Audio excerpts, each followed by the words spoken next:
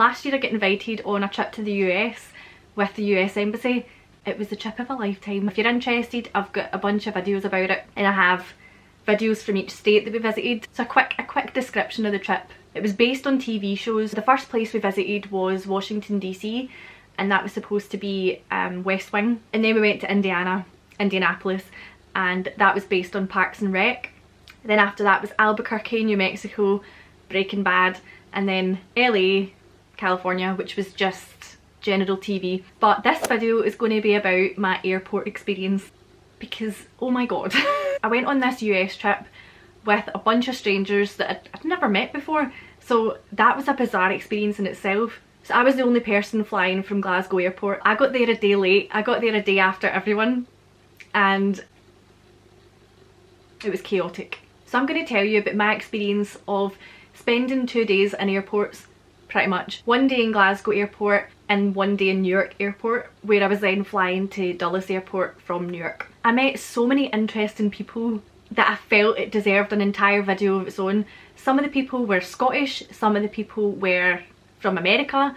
When I say America, I mean the US, but everybody was so interesting. Before I go into this story, if you're new to this channel, I'm Erin. I make videos about Scotland, the outdoors, periods, mental health, general life, and gin. So if that floats your boat, then feel free to subscribe. Thanks. Okay, on to the story. As I said, I was completely by myself, flying to a country that I've always wanted to go to but I've never been to before, to then meet a group of strangers who I was then going to be travelling about the US with.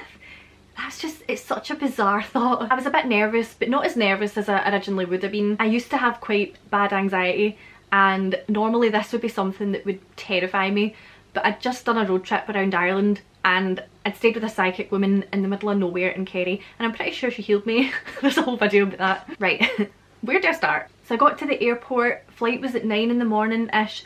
I got there about 2 hours before, to be on the safe side, you know. I just wanted to chill. I wanted to get there and not have to rush and just enjoy myself before the flight. Everything was going smoothly. I went to Frankie and Benny's for a bit of breakfast and a coffee, sitting by myself and loving life, you know. I headed to my gate near when it was time to board. Everything was going smoothly. Got on the plane, sat down. I was at the window and I was next to this Scottish woman who was chatting away. She was really nice. She was asking loads of questions, and not in a way like in the video I made when I met 2 Americans on a train. You should watch that video, that's chaotic. But this woman was just, it was like a nice two-way conversation, you know. It was welcomed on my part. Half an hour passed and nothing was happening. An hour passed, nothing was happening. An announcement came over the tannoy that they were looking for a part for the plane. I'll leave you a few seconds to make some phalange jokes in the comments. Okay. Another hour passes and then we have to get off the plane. I mean, at this point I was like, oh, that's a bummer, but I wasn't too bothered. These things happen, delays happen, all good. I was still going on an amazing trip, like I can't complain. So we got off and we sat in the terminal for hours. So 3 or 4 hours passed, and that was a wee while. We weren't really getting a lot of updates. The updates were just, we're just waiting on the part coming in. We're still waiting on the part coming in. We've not got the part yet, but it's coming, you know, stuff like that. I noticed that the woman that I was sitting next to on the plane was going around just chatting to everyone. She was in a chatty mood. I think she was just really bored, but she was going about chatting. Because we'd waited for so long, we had to queue up and get a voucher for the shop. So I was like, oh, I'll take that.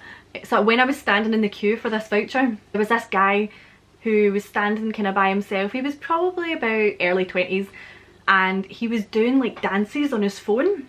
And he was like standing in front of his phone doing like mad dances, and this was before TikTok was like really big, so I don't know if he was doing TikTok, I don't know, but he was doing his wee like dances. He didn't care that there was people around, which I loved. I was like, on your cell, mate. So he was behind me in the queue, and the chatty woman was in front of me, and she was asking him, she was like, so what was that wee dance you were doing? That was good. He was American, and he was like, oh, it was just a K-pop thing, it's an app. And I'm going to try not do some sort of American accent as much as I can, I'm sorry about that. It was some app, and he was just copying the dance moves. Wasn't anything like that, but he was copying the dance moves on this app, and they were chatting about that. And then we got talking about airport security and customs. He made me so nervous. He was like, know your rights.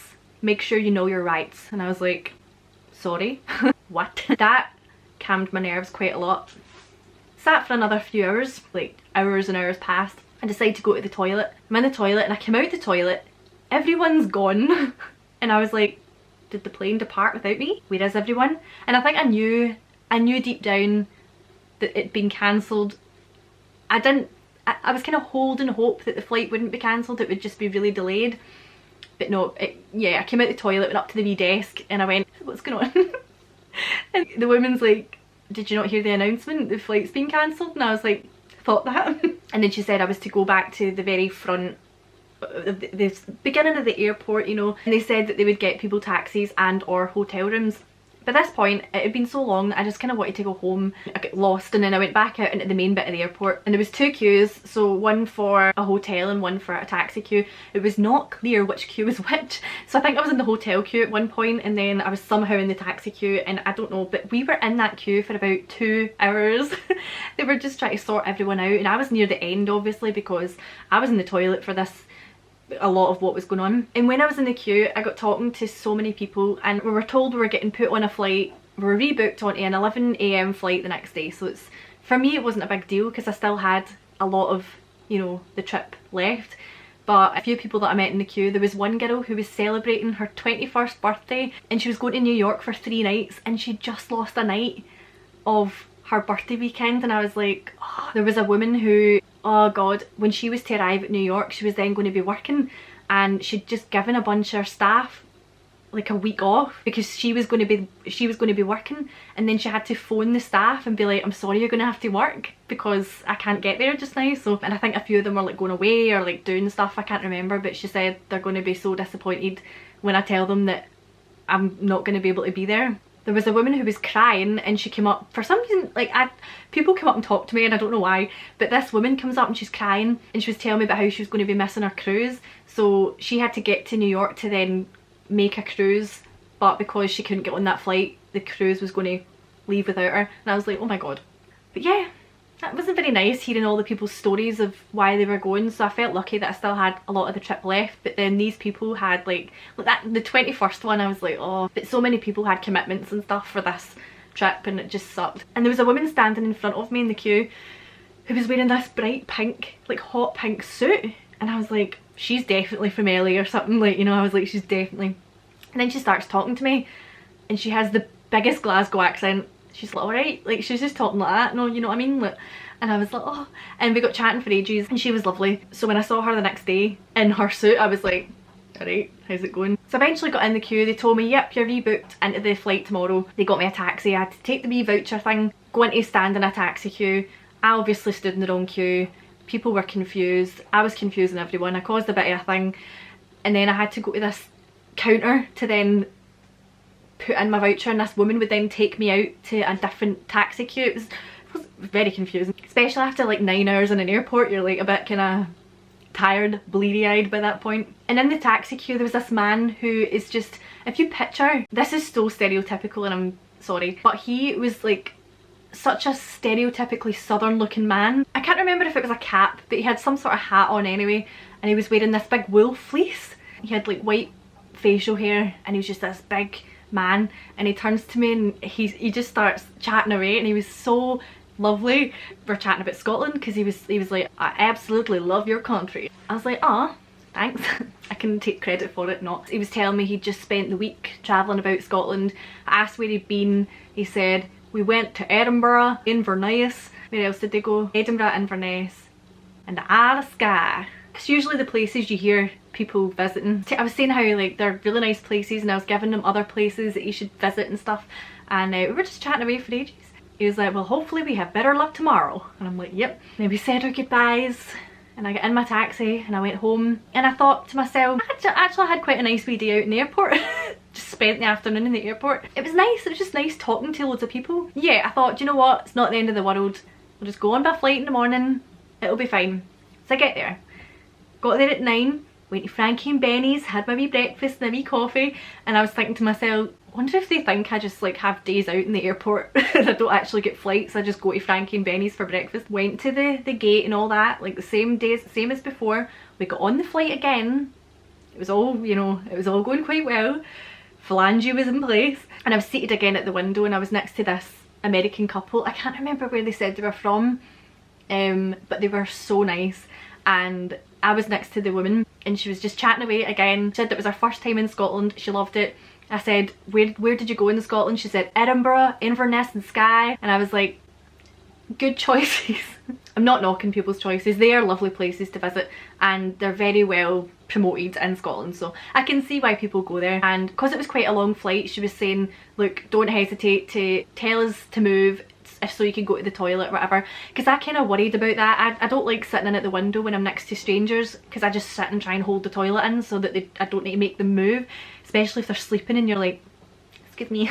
But she made it very clear, she was like, no, seriously, just let us know if you need the toilet, it's not a problem, even if it's 3 times an hour plus, just it's fine. So I was like, that's really nice. I'm glad she said that before the flight, because that's something that I do kind of worry about a wee bit. So yeah, perfect flight. I can't really remember too much about it. I remember watching 3 films, can't remember what they were. Solid flight, pretty good. So then got to New York, and I think this flight was about an hour and a half from New York to Dulles. But when I got to New York, I was so overwhelmed because it was just chaos. I didn't enjoy that airport very much at all.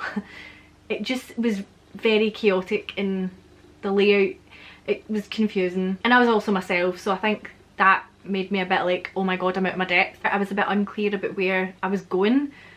I didn't know where to put my bag. I had my suitcase with me because it wasn't going all the way through to Dulles. I had to pick it up at New York and then take it with me. I just got told you have to drop your suitcase off at a certain bit and put it on the carriage, and I was like worrying about that because I thought, what if I put it on the wrong conveyor belt and it goes on a different flight? Like, I just had it in my head, you're going to lose your suitcase, and I had that in my head. So I was just trying to come to terms with the fact I was never going to see my case again. I bumped into 2 Scottish women. I could hear their voices and I was like, oh my god, and I made a beeline for them. So I went up to them and I was like, do you have any idea where we're going? And they were like, they were totally lost as well, so I stuck with them. So we got to the bit where we have to drop our bags off before we get on the flight. I only had a certain amount of time to get there and it wasn't that long, so I was worried about missing my connect flight. So I stuck with them. I got to the baggage bit, and the man that was standing at the baggage bit, he was kind of older, probably in his 60s. This was Memorial Weekend that we were going. He looked at my ticket and went, Dulles, huh? And I was like, yeah. And he's like, you gonna see Trump? And he was just dead on front, and I was like, ha ha ha. I didn't know what to say. I was like, no. And I gave him my case. I gave a random guy, well, it was a staff member, but I gave him my case and he put it on the conveyor belt, and I thought, that's it, that's the last time I've seen my case. So I thought, do you know what, it's fine, case closed. When I had to go through customs, I was really nervous because K-pop guy had been like, yeah, this is very, very scary. Luckily they all seemed quite friendly. I've been warned about it by other people, like they'll question you and they'll ask, and like rightly so, right? But I went up and I had this sort of visa.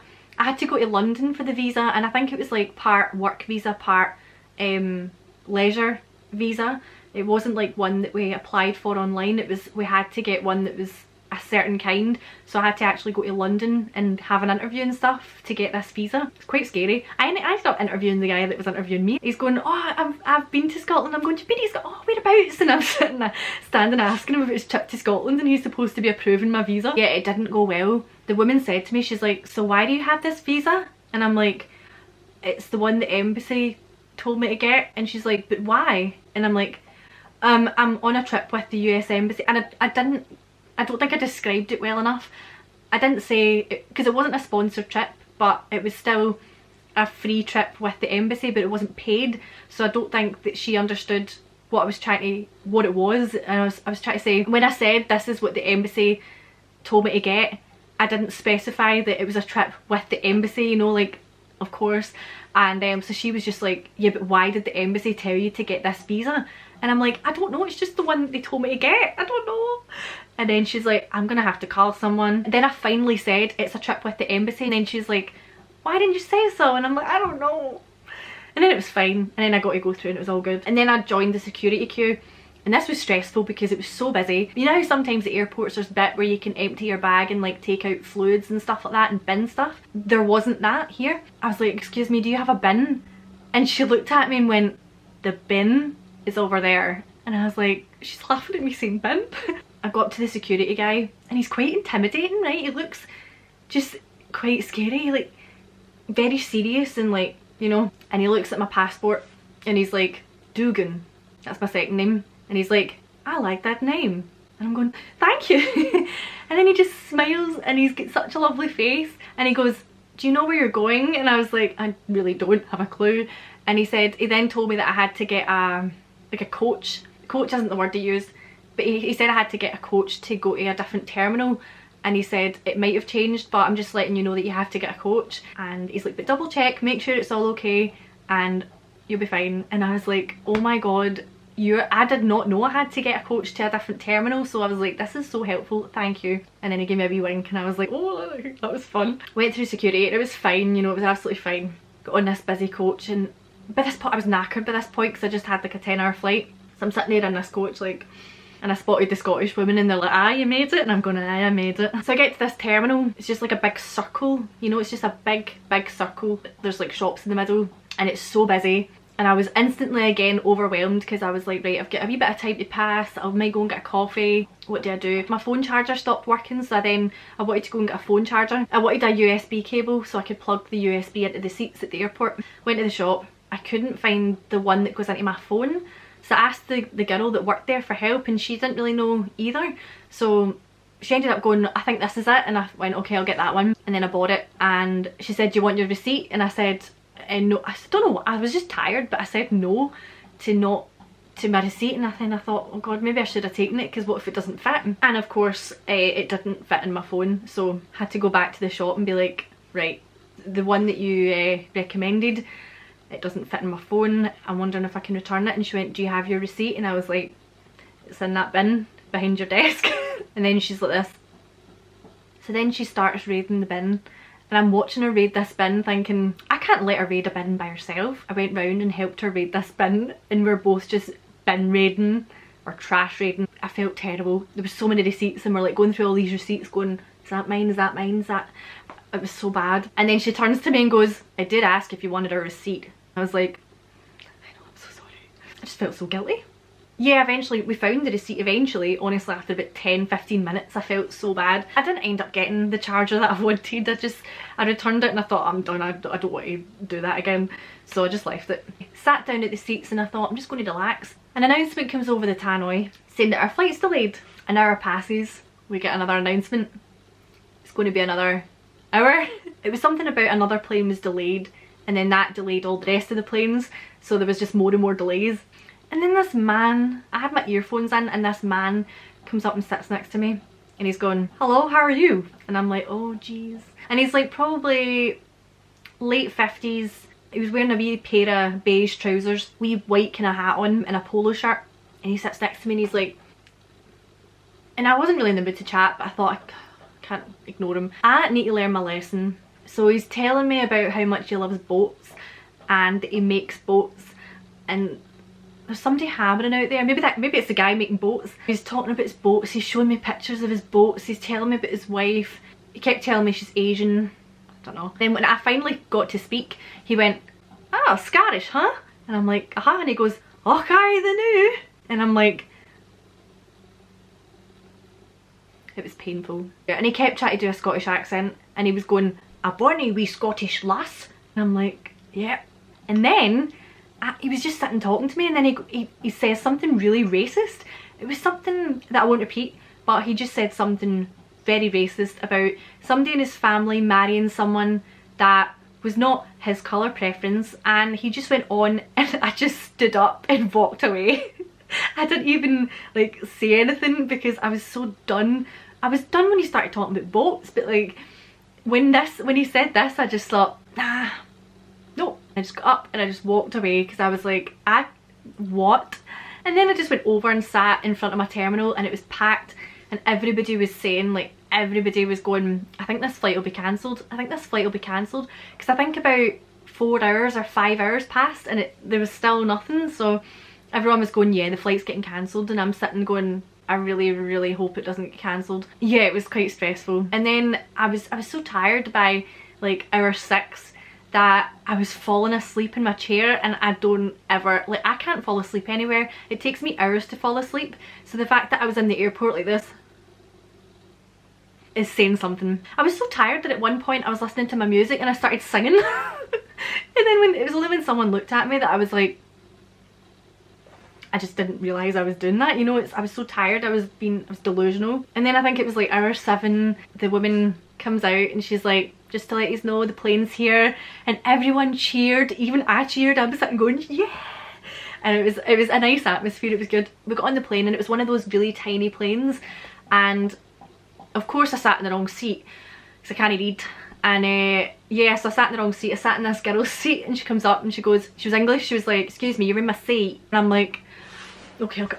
There was this really like nice guy sitting diagonally across from me, and I'm looking at him going, am I in the wrong seat? I don't know. And he's going, it was funny. He was chatting away. He was like kind of young, charming American guy who was clearly a bit of a ladies man, you know. And then he was talking to the English girls behind me. It was funny because I could hear the whole conversation, and I was too tired to like to really talk at this point. I kept falling asleep, and I could just hear him like getting really into the conversation with one of the English girls, and I was like, on your cell. Like, he was really getting in there. And then finally it was after midnight, we landed, midnight their time, and Dan picked me up, that worked for the company that were doing the trip. So Dan picks me up. I think it's a half-hour drive to the hotel. Got to the hotel, the guy gives me my room number. So I got to this room, and it was occupied.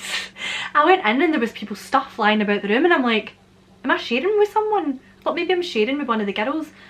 And I could hear a toilet flush, and then I just left. I was like, oh my god. Shut the door, and I was like, imagine somebody was just sitting on the bed or something and I'm like walking into their room. Had to go back downstairs, and I was like, you've gave me an occupied room. And he's going, oh my god. He was like, I'm so sorry about that. Went up to my lovely room, fell asleep, and it was the best sleep ever. You can see that video if you want. It was good fun, but I missed the whole first day, and the others were giving me updates as I was sitting in New York airport. They were giving me updates about the day and stuff, and I was sad to have missed the first day, but I also then had the most amazing trip, and I didn't really feel like I'd missed out much of anything. So even though they did do a really cool thing for the first day, but I didn't feel like, I wasn't like bummed about missing that stuff, you know, because I still had the rest of the trip. But I think I just need to learn to like not feel like I have to talk to everyone that talks to me. I was just so exhausted, like the entire thing was just so exhausting. Oh, and by the way, my case was fine, it was there at Dulles, so. But yeah, if you want any more of these sorts of story times, let me know, because I quite enjoy doing them. They're good fun. Remember to subscribe if you haven't subscribed. I have a Patreon page if you're interested in becoming a patron. You can support me there if you want to. Get your name at the end of the video. So yeah, thanks very much for watching. I'll put all my social media, I'll put the other videos down below, and I'll put down my Patreon and the USA playlist. Don't forget to click the notification bell if you want notified of when I upload, and thanks very much for watching, and I'll see you later.